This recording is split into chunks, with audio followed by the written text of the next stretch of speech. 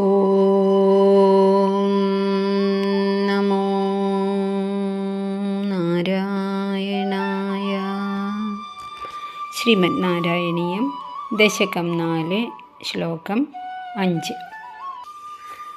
ഇവിടെ അഷ്ടാംഗയോഗത്തിൻ്റെ 7ാമത്തെ പടിയായിട്ടുള്ള ധ്യാനം, അതിലേക്ക് എത്തലായിരുന്നല്ലോ ലക്ഷ്യം, ധ്യാനവും സമാധിയും.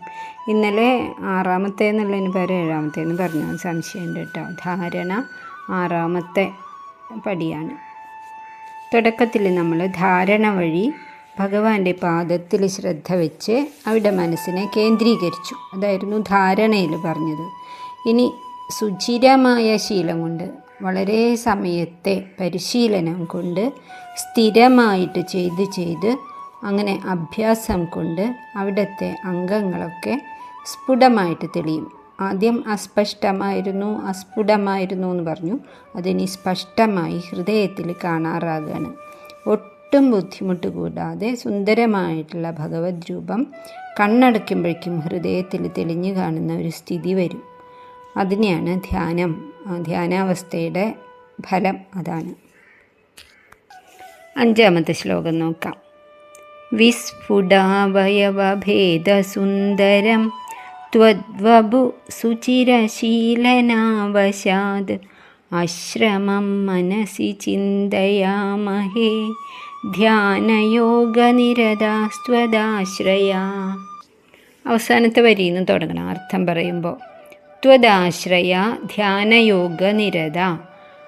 ഞങ്ങൾ അങ്ങയെ ശരണം പ്രാപിച്ചിട്ടുള്ളവരാണ്. ഭക്തി കൊണ്ടും വിശ്വാസം കൊണ്ടും ഒക്കെ ശരണാഗതി തേടിയിട്ടുള്ള ഞങ്ങൾ ധ്യാനയോഗനിരതരായിട്ട്, ധ്യാനയോഗത്തിൽ താല്പര്യമുണ്ട് ഞങ്ങൾക്ക്. എന്ത് കാര്യത്തിനും ആദ്യം ആഗ്രഹം വേണമല്ലോ. അങ്ങനെ ശക്തിയായ ആഗ്രഹം ഉള്ള ഞങ്ങൾ ഈ പറഞ്ഞ യമനിയമം തുടങ്ങിയിട്ടുള്ള എല്ലാ അംഗങ്ങളിലൂടെയും ധാരണ വരെ എത്തിയപ്പോൾ എന്തായി? വിസ്ഫുടാവയവഭേദസുന്ദരം. ഇതുവരെ അസ്പഷ്ടം, അവ്യക്തം, അസ്ഫുടം എന്നൊക്കെയല്ലേ പറഞ്ഞിരുന്നത്. ആ ഭഗവത് രൂപം അവ്യക്തതയും അസ്പഷ്ടതയൊക്കെ മാറിയിട്ട് നല്ലവണ്ണം സ്ഫുടമായിട്ട്, വിസ്ഫുടമായിട്ട്, വിശേഷേണ സ്ഫുടമായിട്ട് തെളിഞ്ഞു.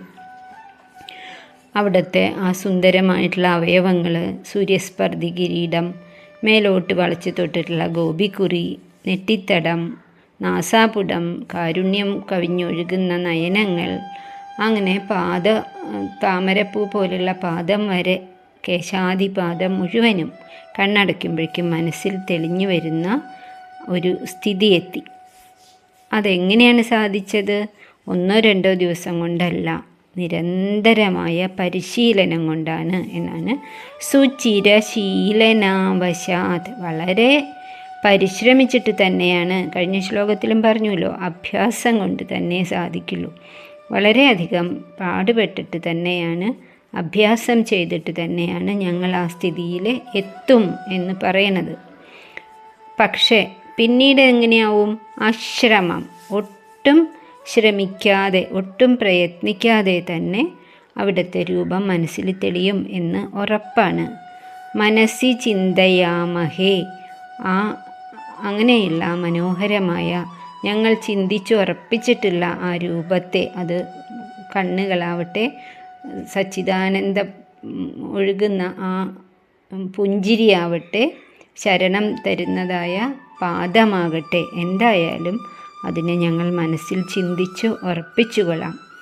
അങ്ങനെ ഏകാഗ്രമായിട്ട് ആർദ്രമായ മനസ്സോടുകൂടി അതിനെ മാത്രം ചിന്തിക്കുന്നത് തന്നെയാണ് ധ്യാനം. പിന്നെ ബുദ്ധിമുട്ടില്ല. അത് വിസ്ഫുടമായിട്ട്, ഏറ്റവും തെളിഞ്ഞുകൊണ്ട്, സ്ഥിരമായി പ്രകാശം പരത്തിക്കൊണ്ട് നമ്മളുടെ ബുദ്ധിക്ക് തെളിച്ചമായിട്ട് അങ്ങനെ നിലനിൽക്കും ഹൃദയത്തിൽ എപ്പോഴും. എപ്പോഴൊക്കെ ധ്യാനത്തിനായിട്ടിരിക്കുന്നുവോ അപ്പോൾ അത് അശ്രമമായിട്ട് മനസ്സിൽ തെളിഞ്ഞു വരും. പിന്നെ മറ്റു ചിന്തകളൊന്നും മനസ്സിലേക്ക് വരില്ല. കാരണം നമ്മൾ പ്രാണായാമവും പ്രത്യാഹാരവും സുഖാസനവും ഒക്കെ ചെയ്തിട്ടല്ലേ തലയൊക്കെ നിവർത്തി വെച്ച് അങ്ങനെയൊക്കെയല്ലേ ഇരിക്കണത്. അതുകൊണ്ട് പൂർണ്ണമായിട്ടുള്ള ആ ധ്യാന അവസ്ഥയിലേക്ക് നമുക്ക് എത്താനായിട്ട് സാധിക്കും. അതിന് എന്ത് വേണം? നിരന്തരമായിട്ടുള്ള പരിശ്രമം വേണം. കഴിഞ്ഞ ശ്ലോകത്തിലും പറഞ്ഞു മുഹു പരിശ്രമാത് എന്ന് പറഞ്ഞു. ഇവിടെയും പറഞ്ഞു സുചിരമായിട്ടുള്ള ആ ശീലം വേണം. ഉദാഹരണമായിട്ട് ധ്രുവകുമാരൻ എത്ര കാര്യമായിട്ട് ധ്യാനിച്ചുകൊണ്ടാണ് ആ ഭഗവത് രൂപം കാണാനായിട്ട് പറ്റിയത്.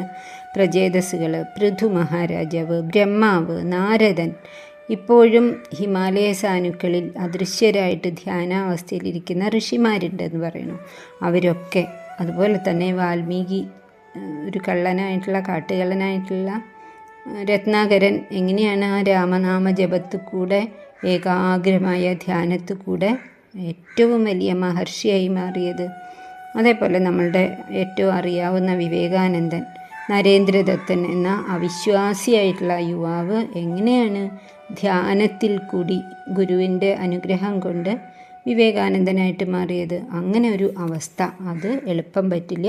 സുചിരശീലനം, നിരന്തരമായിട്ടുള്ള പരിശ്രമം കൊണ്ട് അതിന് തീർച്ചയായിട്ടും സാധിക്കും.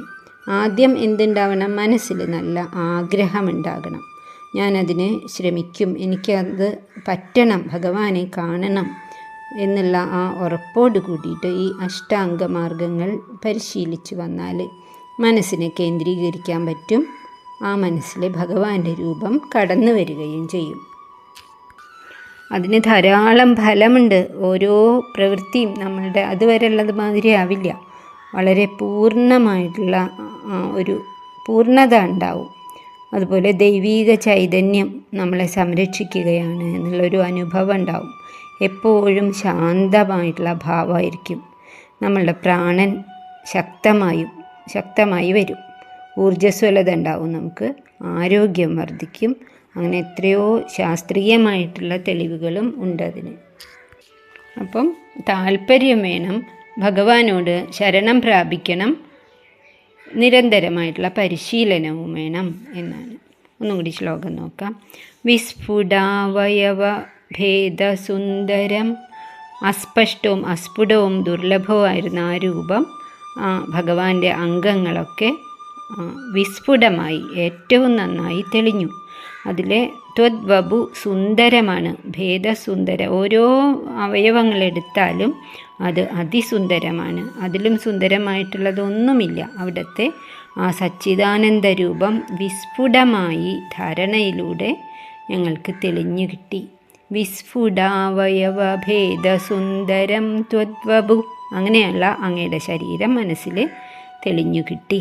സുചിരശീലനാവശാത്, പെട്ടെന്നല്ല, സുചിരമായിട്ട് വളരെ സമയം ധാരണ അഭ്യസിച്ച് അങ്ങനെയാണ് പല ഓരോ പടവുകളും വേണ്ടതുപോലെ ചെയ്തിട്ടാണ് ആ രൂപം മനസ്സിൽ തെളിഞ്ഞു നിന്നത്.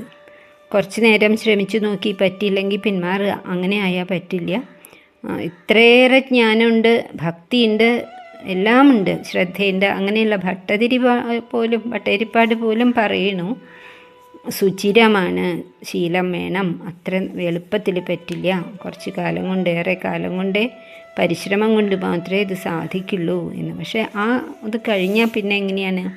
അശ്രമം മനസ്സി ചിന്തയാമഹേ, അപ്പോഴേക്കും അത് സുലഭമായി കഴിഞ്ഞു, മനസ്സിൽ ഉറച്ചു കഴിഞ്ഞു. പിന്നെ അശ്രമമാണ്, യാതൊരു പരിശ്രമവും പിന്നെ വേണ്ട. ഓരോ ദിവസവും ബുദ്ധിമുട്ടി ധ്യാനത്തിനിരിക്കുമ്പോൾ കൊണ്ടുവരേണ്ട ആ രൂപത്തെ, കണ്ണടയ്ക്കുമ്പോഴേക്കും മനസ്സിൽ ആ രൂപം തെളിഞ്ഞോളും. അതാണ് അശ്രമം എന്ന് പറയുന്നത്. അങ്ങനെ ഒരവസ്ഥയിലെത്തുമ്പോൾ എപ്പോഴും ഞാൻ അങ്ങയെ തന്നെ ചിന്തിച്ചു കൊള്ളാം ഭഗവാനെ. ധ്യാന യോഗ നിരത, ധ്യാനം എന്ന ആ ഗംഭീരമായിട്ടുള്ള സ്ഥിതി എനിക്കും കൈവരും. മനസ്സിൽ പ്രകാശം നിറയുന്ന ആ സമയം വരും. അപ്പോൾ ഭഗവാന്റെ ആ രൂപത്തെ ഞാൻ, അല്ലെങ്കിൽ ഞങ്ങൾ എന്നാണ് പലപ്പോഴും പറയുന്നത്, ഞാനും എന്നെപ്പോലെയുള്ള ക്ലേശം അനുഭവിക്കുന്നവരുമൊക്കെ ഈ ഒരു സ്ഥിതി പ്രാപിച്ചു കൊള്ളാം. ത്വദാശ്രയ, അങ്ങയെ സർവാത്മന ഞങ്ങൾ ശരണം പ്രാപിക്കുകയും ചെയ്യും. ഇത്രയാണ് ഈ ശ്ലോകത്തിലുള്ളത്. ഇനി അടുത്ത ശ്ലോകത്തിൽ കൂടെ സമാധി എന്ന അവസ്ഥയിൽ കൂടി അഷ്ടാംഗയോഗത്തിൻ്റെ അവസാനത്തെ പടിയെത്തും.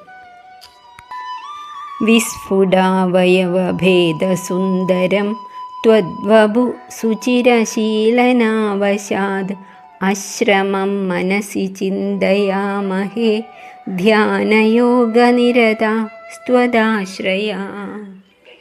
ഓം തത്സത്. സർവം കൃഷ്ണാർപ്പണമസ്തു.